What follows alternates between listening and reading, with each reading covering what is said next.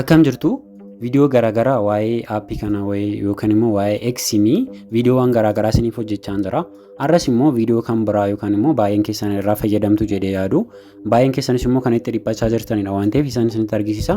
Maalidhaa namoota keessattuu ashaaraa bilbila keessan ashaaraa akkaawuntii kana bantanii ashaaraa isinii fudhachuu didee fi bilbila tokko irratti akkaawuntiiwwan garaagaraa namoota fayyadamuu barbaadaniif viidiyoo kana yoo ilaaltan isin baay'eedha jedhee waan yaadufan isiniif hojjedhe jechuudha.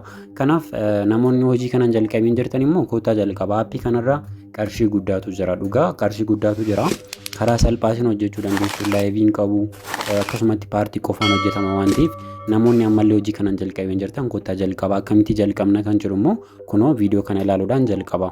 Hojicha jalqabuudhaaf viidiyoodhuma amma ilaalaa jirtan kanarraa bakka kanarra ni tuqxu bakka kanarraa bilbila tokko irratti akkaawuntii garaagaraa fayyadamuu fi akkasumas immoo ashaaraa fuulaa fudhachuu kan dideef kan jedhu kana ni tuqxu jechuudha. Yeroo akkasitti tuqxan akkanatti isinii banaa. Yeroo akkasitti isinii banuu bakka kanarraa maaltu jira moor kan jettu jirti. Moor kan jettu kana ni tuqna jechuudha. Moor kan jedhu kana naa tuqxan kun asirratti wantoota baay'ee isinii fida. Liinkii aappicha namoonni buusachuu barbaadan liinkiin aappichaa jira. Telegiraam guruupii keenya join gochuu barbaadan as jira. Akkasumas immoo telegiraam chaanaalii keenya as jira. Ittaan immoo akkaataa kamiin akka bannu viidiyoon ibsu as jira. Akkasumas immoo akkamitti akka hojjennu nama akkamitti akka affeerru dhuma irratti immoo ejentootaaf kan jedhu haga yoonaatti viidiyoon hojjedhe asirra jiru jechuudha. Isaan kana fayyadamuudhaan jalqabuu dandeessuun jedha. Har'aa gara viidiyoo har'aatti darbina.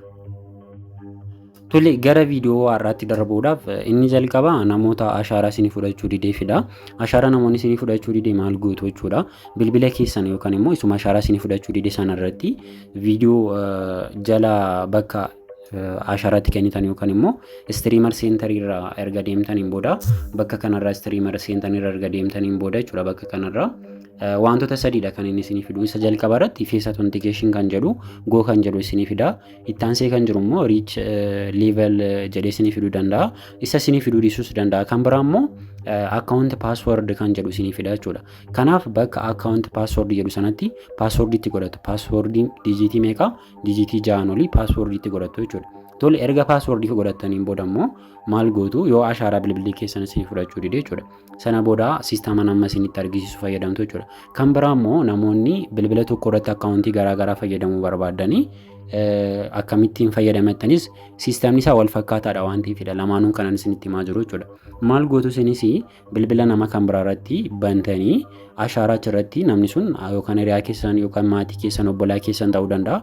Ashaaraa kennisiistanii paaswordii irratti gootanii jechuudha. Paaswordii akkamitti akka godhamu akkamitti akka banamu kana dura waan an argisiiseef viidiyicha paartii waan ilaaluu dandeessu akkaataa kamiin akka godhamu akkaataa kamiin akka banamu yookaan immoo istiriimar seentarii kanarra galtanii isinillee bakka ashaaraan itti kennitan jira. Ittaan immoo bakka itti paaswordii itti gootan jira. Paaswordii dijiitii 6 olii paaswordiin daganne jechuudha. Ittaan immoo riisti leevel kan jedhu noormaalidhanii callistanii gogoo hojjettanii yoo duubatti deebitanii yoo inni isinii banaa jechuudha. Sana booda maal gootu jechuudha. Akkaawuntii amma fayyadamaa jirtan kana asirraa loogaawut gootu jechuudha. Bilbila keessan kanarra namoonni bilbila kan biraa fayyadamuu barbaadan anama fakkeenyaaf akkaawuntii kana loogaawut godheen akkaawuntii kan biraa loogiin godhee isinitti argisiisa. Loogaawut godheera jechuudha. Sana booda erga loogaawut godhee maallaan jedha bakka mii jedhu kanan naan tuqee jechuudha. Bakka mii jedhu kanan naan tuqee kunoo akkasitti loogiin naan jedha gootu loogiin naan jedha. Tole gootu loogiin hin jedhaan. Sana booda asirratti wantoota sadiitu jira. Inni jalqabaa login with Googleedha, login with Facebookidha. Ittaanee kan jiru immoo maalidha? Bakka kanarratti jechuudha. Akkaawuntii keenya ID keenyaan akka nuti galluuf kan nu godhudha jechuudha. Kanaaf amma nuti har'a siistama isa kan fayyadamna.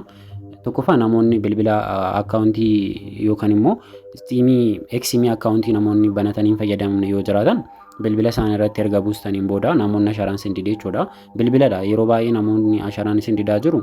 Inni tokkoffaa VPN fayyadama. VPN waan fayyadama. Inni lammaffaa immoo erga VPN sunis namoonni dhabdan immoo siistama kana fayyadamuudhaan ashaaraa kennuu dandeessu jechuudha. Sana booda asirratti dhuftanii maal gootu ID akkaawuntii keessan irratti ID godhadhaa isiniin jedheera. Bakka kanarratti ID akkaawuntii keessanii barreessitu bakka kanarratti kunoo ammani fakkeenyaaf ID akkaawuntii biraan barreessee bakka kanarratti barreesseera jechuudha. Bakka lammaffaa kanarratti immoo paaswordii barreessitu. Paaswordii dijiitii 6 olii namoonni ashaaraa kennitanii akkaawuntii kan biraa irratti loogiin gootanii fayyadamuu barbaadan kan isaa kan nama biraa irratti kennisiistanii namoonni immoo ashaaraa isinii kennuu dide immoo ID keessan akkaawuntii keessan irra jiru sanaa fi paaswoordii itti gootan fidanii asitti barreessitu jechuudha. Tole erga balleessitanii maal gootu asirraa loogiin jettuun jechuudha. Loogiin jettanii seentanii sana booda bilbila nama sanaa irratti kennitu jechuudha. Maaliif ammatti bilbila tokko tokko irratti fudhachaa hin jiru. Kan biraa immoo neetworkiin keessan illee yoo sirra keessa ta'e illee VPN fayyadamaa isaanis yaaltanii yoo isin dide siistama kana fayyadamuu dandeessu jechuudha. Kanaaf kunoonni akkaawuntii kan biraa isa sana summa isin argitanii loogaawut godheeti kan biraa loogiin godhee seeneera. Kunoo kanarratti illee hojjedheera jechuudha.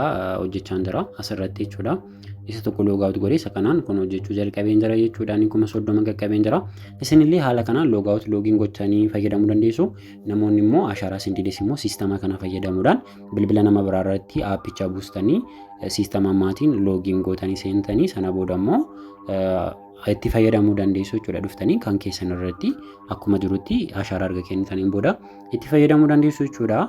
Kanaaf viidiyoowwan kiyya namoonni hojii kana jalqabdan immoo ammas jabaattanii aappicharraa qarshii guddaa argachuu barbaadan eejentii taatanii hojjechuu barbaadan viidiyoo nani hojjedhee duubatti deebi'aati ilaalaa. Viidiyoo amma yoonaatti paartii 4dha kunarraa 5ffaadha jechuudha. Kutaa 5ffaan hojjedhee kutaa 4ffaan darban ilaalaa isin fayyadan jedha. Galatooma.